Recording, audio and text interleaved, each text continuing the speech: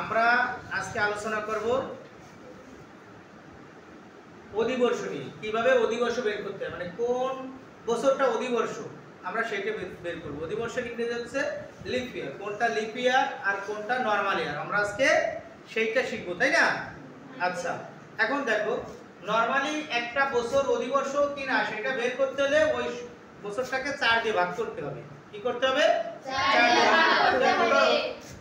1860 একটা বছর, আর একটা আছে 2024 সাল। ওকে, এখন দেখো যদি দেখো যে এই শেষের দুটো অঙ্ক একক এবং দশক স্থানীয় অঙ্ক শূন্য আছে, তাহলে আমরা 400 দিয়ে ভাগ দেব। কত দিয়ে ভাগ দেব? 400। আর যদি এই একক স্থানীয় অঙ্ক বা দশক স্থানীয় অঙ্ক দুটো শূন্য না হয়, একটা শূন্য হলো কিন্তু দুটো শূন্য না, তাহলে আমরা 4 দিয়ে ভাগ দেব। তার মানে আমাদের নিয়মে আছে যে 4 দ্বারা বিভাজ্য সালকে অধিবর্ষ বলে।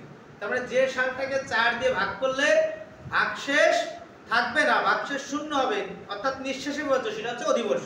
ওকে, তাহলে এটা যদি আমরা 4 দিয়ে ভাগ দিই দেখো কি হয়। 4 এই একটা অঙ্ক, এখানে আমি একটা অঙ্ক নেব, কত? 2। তাহলে 4 2 এর ভিতর যায় না, সেজন্য আমি আরেকটা অঙ্ক নেব, তাহলে কত হলো? 20। তবে 4 20 এর ভিতর কয়বার যায়? 4 এর ঘরে নামতা করব 20 পর্যন্ত, কয়বার যায়? 5 বার। গুড, ভেরি গুড, 5 বার। এবার এই 5 আর 4 গুণ করব, 4 5 20। এবার বিয়োগ করলে কত হয়? 0। কিন্তু আমরা এই শূন্য বসাবো না। কেন বসাবো না?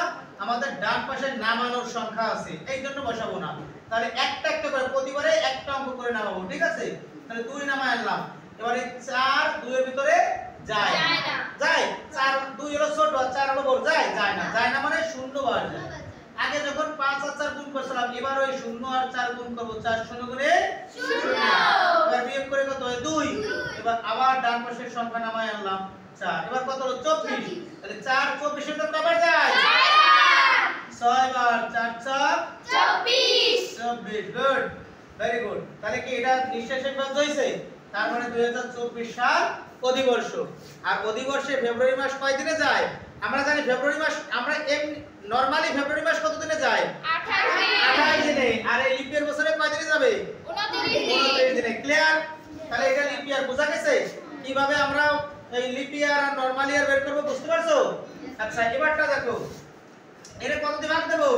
400 দিয়ে।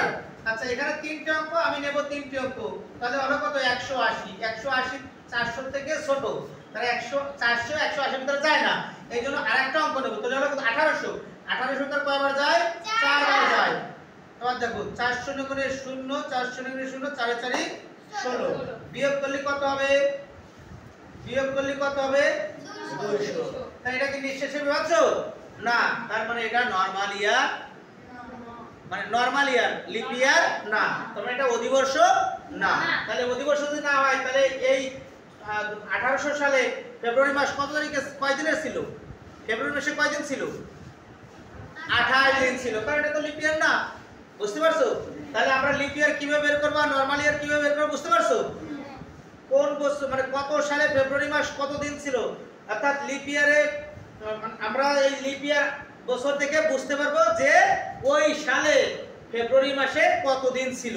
যদি লিপ ইয়ার হয় 29 দিন, যদি লিপ ইয়ার না হয় তাহলে 28 দিন। বুঝতে পারছো সবাই? হ্যাঁ, গুড।